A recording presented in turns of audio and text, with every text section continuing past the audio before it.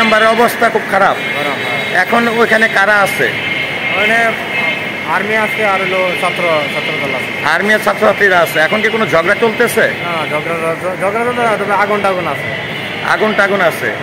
এমনি সাধারণ মানুষ চলাফেরার ক্ষেত্রে কি ছাত্রছাত্রীরা কোনো ঝামেলা করে? না, সাধারণ মানুষ বা আর্মিরা ঝামেলা করে? না। বা ছাত্রছাত্রীরা কি আপনাদেরকে কোনো ডিস্টার্ব করছে? না, আমরা ডিস্টার্ব করি না। এই ঘটনা নিয়ে আপনার মতামত কি? মতামত বেশ ভালো চলুক, এটাই আমরা দরকার। আচ্ছা, তো এখন এই ঘটনা হওয়াতে আপনার চলাফেরাতে কোনো সমস্যা হচ্ছে? সমস্যা তো হচ্ছে। এই যে অনেকে দেখতেছে অসুস্থ হয়ে গেলে আপনারা ফ্রি ইয়ে করতেছেন, ভাড়াও নিচ্ছেন না, এটার কারণ কি? তার কারণ দেশের অবস্থা ভালো না, এটা লাগে করা লাগে, মানে ভাড়াও নিতে ইচ্ছা করে না। আচ্ছা। ভিউয়ার্স, এই মুহূর্তে আমি কিন্তু আপনাদেরকে যুক্ত করেছি এবং আপনারা নিশ্চয়ই শুনতে পেরেছেন যে মিরপুর 11 নম্বর 10 নম্বর থেকে হয়ে আসা একজন রিক্সা চালক এই বর্তমান অবস্থানে এবং মিরপুর 10 নম্বরের অবস্থা কী বা এই অঞ্চলের রাস্তাঘাটের অবস্থা কী, এই বিষয়গুলো নিয়ে বা তাদের চলাফেরা সব কিছু মিলিয়ে আসলে তিনি যে তথ্যগুলো দিলেন। তো ভিউয়ার্স, আমি এই মুহূর্তে একদমই ঢাকা মিরপুর 11 নম্বর যে মেট্রো রেল স্টেশনটি রয়েছে অর্থাৎ পূর্বীতে অবস্থান করছি।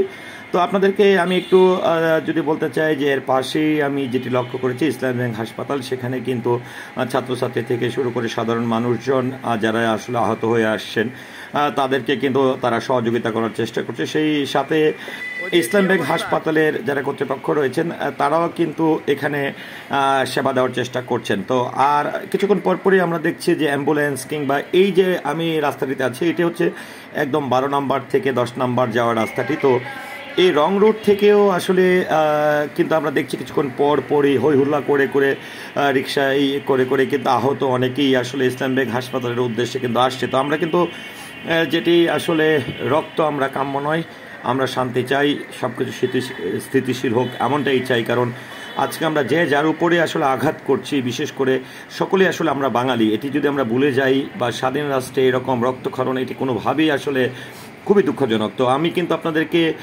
দেখানোর চেষ্টা করছি মিরপুর 11 নম্বর মেট্রো রেলটি, কারণ আমরা জানি যে গত সপ্তাহে মিরপুর যে আন্দোলন, কোটা সংস্কার আন্দোলনকে ঘিরে মিরপুর 10 নম্বরের যে মেট্রো রেল কিংবা পুলিশ বক্স বা কাজীপাড়ার যে মেট্রো রেল স্টেশনটি রয়েছে এগুলো পুড়িয়ে দেওয়া হয়েছিল। সেই প্রেক্ষাপটে কিন্তু আবার দ্বিতীয় সপ্তাহে এসে আজকে 4 আগস্ট, তো আমরা গতকাল দেখেছিলাম যে শিক্ষার্থীরা শহীদ মিনার ঢাকা বিশ্ববিদ্যালয়ে যেটি জাতীয় শহীদ মিনার থেকে কিন্তু তারা আজকের অসহযোগ আন্দোলনের ঘোষণা দিয়েছেন। পাশাপাশি সরকার দলীয় তারাও কিন্তু বিভিন্ন কর্মসূচি দিয়েছেন। সেই কর্মসূচি, সেই অবস্থান এবং ধর্মঘট সব কিছু মিলিয়ে কিন্তু আজকে মিরপুরের পরিস্থিতি খুবই ভয়াবহ বিরাজ করছে। তো আমরা সেই প্রেক্ষাপটে যদি বলতে চাই যে মিরপুর 10 থেকে আসলে 10-এর পরে এসে 6 নম্বর পর্যন্ত একটু ঝামেলা, আপনার 6 থেকে 12 পর্যন্ত মোটামুটি স্বাভাবিকভাবেই কিন্তু লোকজন চলাফেরা করছে, যদিও এর মাঝামাঝি জায়গাতে বেশ কয়েকটি হাসপাতাল রয়েছে এবং হাসপাতাল থাকার কারণে এখানে আসলে রোগীরা কিন্তু ছুটে আসছে। তো আমি কিন্তু আপনাদেরকে দেখানোর চেষ্টা করছি। ভিউয়ার্স, আমি আপনাদেরকে একটু মিরপুর 11 নম্বর যে বাস স্ট্যান্ডটি রয়েছে সেদিকে একটু নিয়ে যেতে চাই। যে আমি 11 নম্বর মেট্রো রেল স্টেশনটি সেটি অতিক্রম করে কিন্তু আপনাদেরকে মেট্রো রেলের চারপাশের চিত্র দেখানোর চেষ্টা করছি। এখানে কিন্তু এই মেট্রো রেলের ডানে বামে দুই পাশে কিন্তু দুইটি হাসপাতাল রয়েছে। তো সাধারণ মানুষজন আসলে খুবই আতঙ্ক বিরাজ করছে এবং তারা কিন্তু ঘর থেকে বেরিয়ে এসে অলিগুলির মাথায় দাঁড়িয়ে আসলে তারা দেখছেন। তো ভিউয়ার্স, আমি একটু আসলে মেট্রো রেলের এই যে মেট্রো রেলের এই অবস্থাটি এখন বর্তমানে কি অবস্থা আছে, তবে মেট্রো রেল চলাচল বন্ধ রয়েছে গত সহিংসতার পর থেকে, সেটি আপনারা জানেন। তো ভিউয়ার্স, এই ছিল আসলে মিরপুর 11 সর্বশেষ খবর। তবে এখন অনেকটাই সেনাবাহিনী ঘিরে রেখেছে মিরপুর 10 এবং ছাত্রছাত্রীরা।